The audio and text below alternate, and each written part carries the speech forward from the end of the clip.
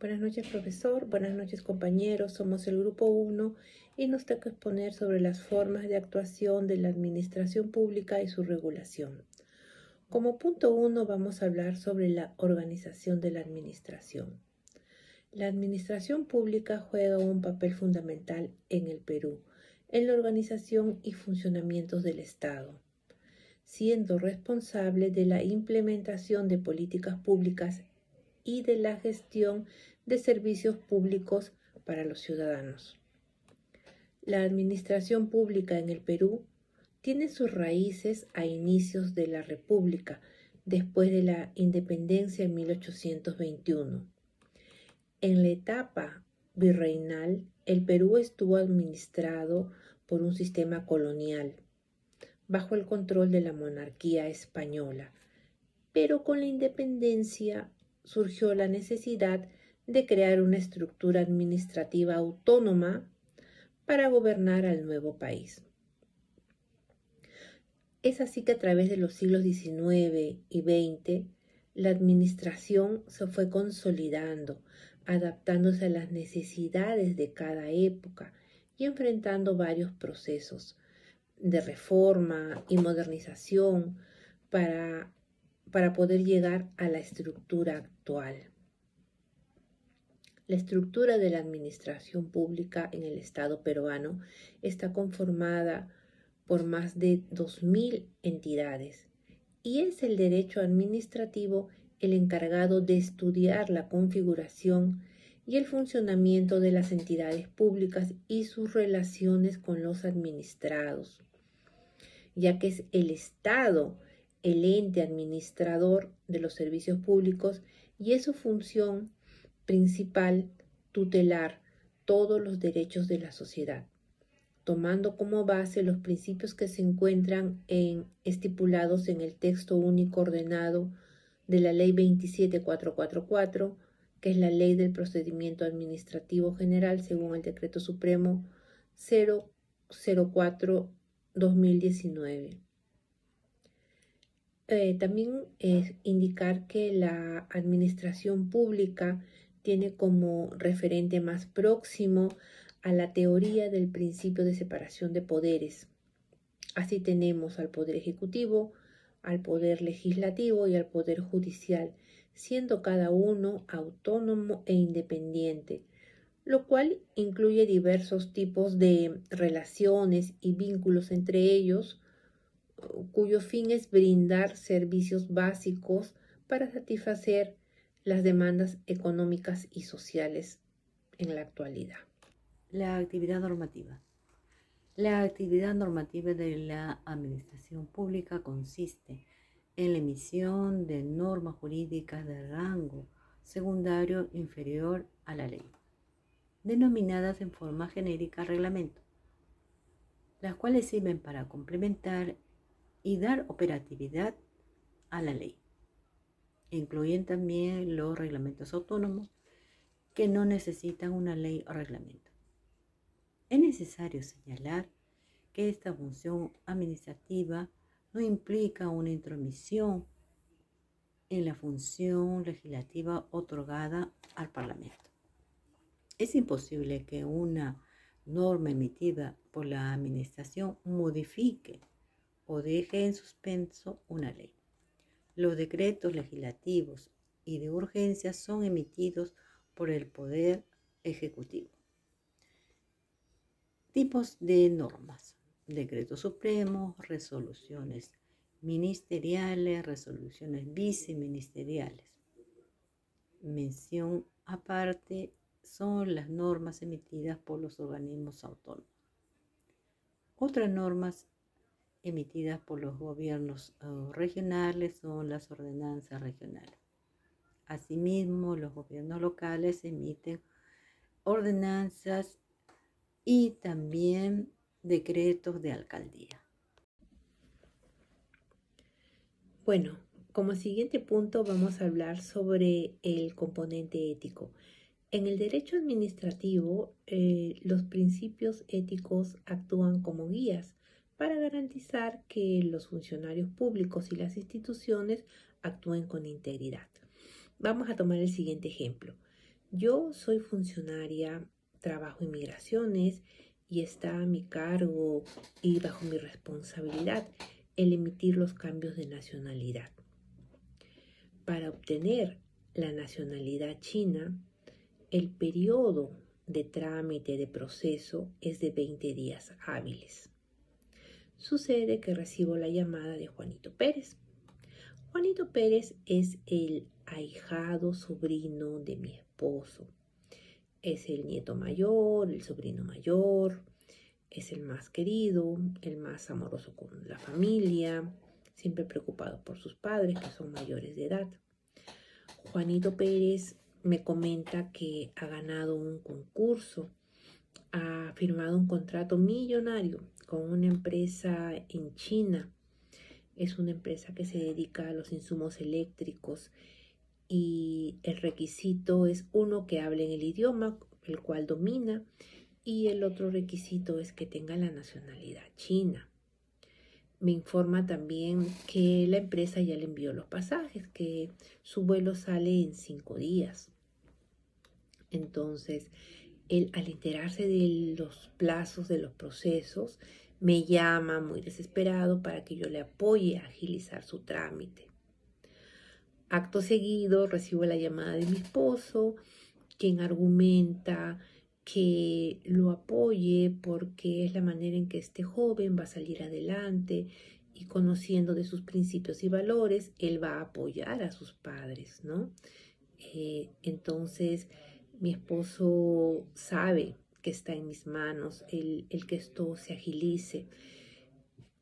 Al colgar la llamada, yo me quedo con un sinsabor, con un conflicto interno, con una incertidumbre de si ayudar a este familiar tan querido o si de seguir los principios éticos en el cual me he venido formando, ¿no? Luego de analizarlo, luego de pensar mucho, yo soy consciente de que el tener el cargo y la influencia hace que pueda obtener esta nacionalidad en 2 días. Claro que tendría que tocar las puertas respectivas, las áreas respectivas para que todo se agilice. Entonces lo evalúo mucho y con mucho pesar, ¿no? Informo a Juanito que no puedo acceder a su pedido, ya que es mi deber cumplir con los principios de ética profesional. De esa manera, yo como servidora pública aseguro que todos los beneficiarios, ¿no? Las personas tengan el derecho a un trato equitativo, y todo esto se va a acreditar con el principio de imparcialidad y equidad. Mi criterio es promover la igualdad de todas las personas en el acceso a las oportunidades y beneficios que se derivan de la prestación de los servicios públicos. Todo esto está estipulado en la Ley del Procedimiento Administrativo General, Ley 27444, en su artículo 4, Principios del Procedimiento Administrativo. ¿Cómo funciona la ética en la administración pública? Juega un papel importante la ética. Es fundamental para asegurar que las decisiones sancionadoras sean imparciales, justas, respetuosas de los derechos de los ciudadanos, evitando los abusos de poder. Pero también juega un papel importante la ética en los trabajadores, los funcionarios de la administración pública, porque deben trabajar con objetividad, deben tener la imparcialidad, la legalidad y la transparencia y el respeto por la dignidad humana. Deben ser de cualquier sanción impuesta.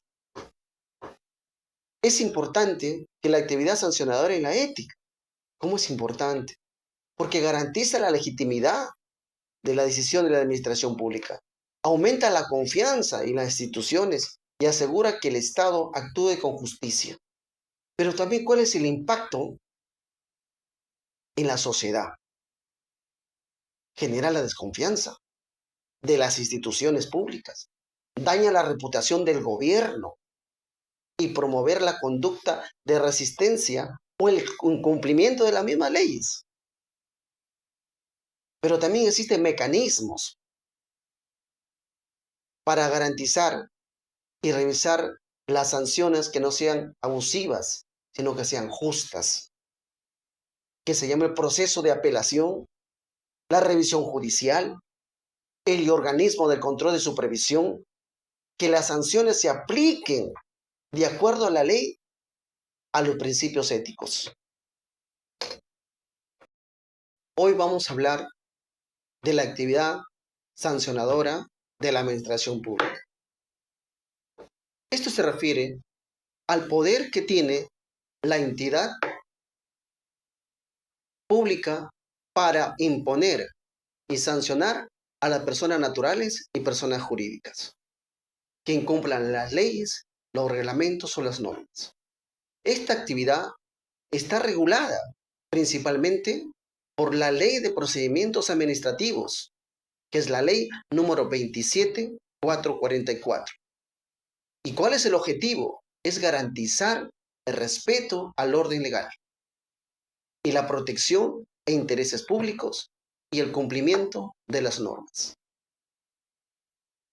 Las leyes que se relacionan con la actividad sancionadora es el artículo 203, el artículo 231, el artículo 248, el artículo 243, que es el principio de legalidad, el principio de tipicidad y la garantía del administrado en el procedimiento sancionador. Por ejemplo, SUNAFIL, la Superintendencia Nacional de Fiscalización Laboral. Supongamos que la empresa no cumpla las normas laborales, como no pagarle a sus trabajadores. SUNAFIL tiene la potestad de realizar una inspección a la empresa y verificar la infracción y sancionar a esta misma con una multa proporcional por el incumplimiento de este acto. Buenas noches, profesor. Mi nombre es Verónica Perea. En esta oportunidad le vengo a hablar acerca de la autotutela. ¿Qué es la autotutela? Hablar de autotutela en el derecho administrativo se refiere a la potestad que tiene la administración pública de resolver conflictos y hacer cumplir sus decisiones sin necesidad de recurrir a los tribunales judiciales. Conceptos de autotutela en el Perú. La autotutela es un principio que está íntimamente relacionado al poder del imperio del Estado, permitiendo a las autoridades administrativas garantizar la efectividad de sus decisiones sin la necesidad de recurrir a una vía judicial previa. Existen dos tipos de autotutela. Tenemos la autotutela declarativa y la autotutela ejecutiva. La autotutela declarativa, facultad de la administración pública para declarar o modificar derechos sin requerir intervención judicial. Ejemplo, emisión de licencias, sanciones administrativas. La autotutela ejecutiva permite a la administración pública ejecutar sus decisiones sin recurrir al Poder Judicial. Ejemplo de ello tenemos el cobro coactivo de tributos. La autotutela también tiene límites. En el derecho administrativo son fundamentales para garantizar el ejercicio de este principio no afecte los derechos fundamentales de los ciudadanos ni vulnere el Estado de Derecho. Aunque la tutela permite a la administración pública actuar de manera eficaz y directa, existen restricciones claras para evitar abusos de poder y así garantizar un equilibrio de los derechos de los individuos. Para ello tenemos el principio de legalidad, control judicial, derecho a la defensa y libre proceso, proporcionalidad, protección de los derechos fundamentales y principios de motivación. Nacimiento de la autotutela. ¿En dónde nace la autotutela? La autotutela tiene sus raíces históricas en los principios del derecho romano. Desde los magistrados podían ejecutar sus decisiones sin recurrir a un órgano judicial. En este contexto moderno, el principio fue adoptado por el surgimiento del Estado de Derecho y de la administración moderna, especialmente en los sistemas europeos como el alemán y el francés. que sirvieron como base para las administraciones públicas de América Latina, incluyendo al Perú. Hechos históricos de la autotutela. Uno de los momentos históricos que marcó el fortalecimiento de la autotutela en la administración pública fue la decodificación del derecho administrativo en Francia durante el siglo XIX. Este modelo influyó en los sistemas jurídicos de varios países de América Latina y del Perú. Muchas gracias. Mi nombre es Lourdes Tobar Cuba. A continuación voy a hablar de tipicidad, legalidad y culpabilidad en el derecho administrativo. Como principio de tipicidad, solo constituye conductas sancionables administrativamente las infracciones previstas expresamente en normas con rango de ley, mediante su tipificación como tales, sin admitir interpretaciones extensivas o analógicas. Principio de legalidad.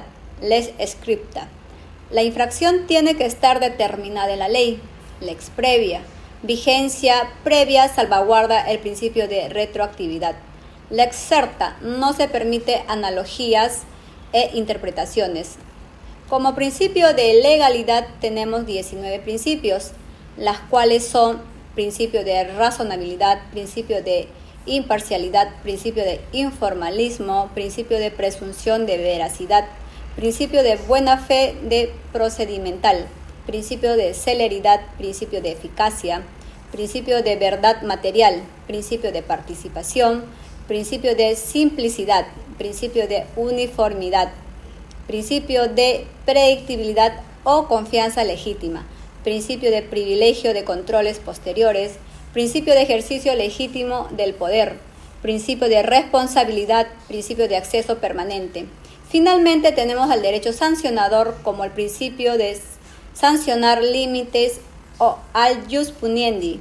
El concepto de culpabilidad expresa el conjunto de presupuestos o requisitos que permiten culpar a alguien, declararle culpable y por ello imponerle una sanción. Gracias.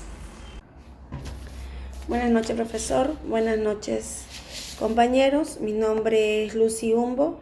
Pertenezco al grupo 1 de Derecho Administrativo. Hoy día les voy a hablar brevemente sobre las limitaciones del poder de policía. En su definición, el poder de policía es una autoridad que tiene el Estado para regular y restringir ciertos derechos y libertades individuales con el propósito de proteger el orden público, la seguridad, la salud, la moral y el bienestar general de la sociedad sin vulnerar los derechos fundamentales. Pues esto cuenta con ciertas limitaciones y son los siguientes principios. El principio de legalidad, el principio de necesidad, el principio del debido proceso, el principio de no discriminación, el principio de derechos fundamentales, el principio de transparencia y rendición de cuentas. Y este poder de policía es una función legislativa y administrativa. Lo veremos del punto de vista romano. ¿Qué nos dice el punto de vista romano sobre el poder de policía? En el derecho romano, el poder de policía se relaciona con la protección del orden público y la regulación de aspectos como la propiedad y la moralidad. ¿De dónde proviene la palabra policía? Su origen es de la griega, origen griego, que dice polis, que significaba ciudad, y politía, gobierno o administración de la ciudad pública. Con los pasar de los años se ha transformado el término a policía, que en la lengua moderna se refiere a la institución encargada de mantener el orden y hacer cumplir las leyes dentro de una sociedad sin vulnerar sus derechos fundamentales. Por eso, decimos que en conclusión, el poder de policía se expresa a través de funciones legislativas y administrativas, incluso judiciales, siendo una facultad del Estado, valga la redundancia, regular y restringir derechos con el propósito de proteger el bienestar público, sin vulnerar los derechos y respetando los principios o limitaciones que ya hemos mencionado anteriormente. Gracias.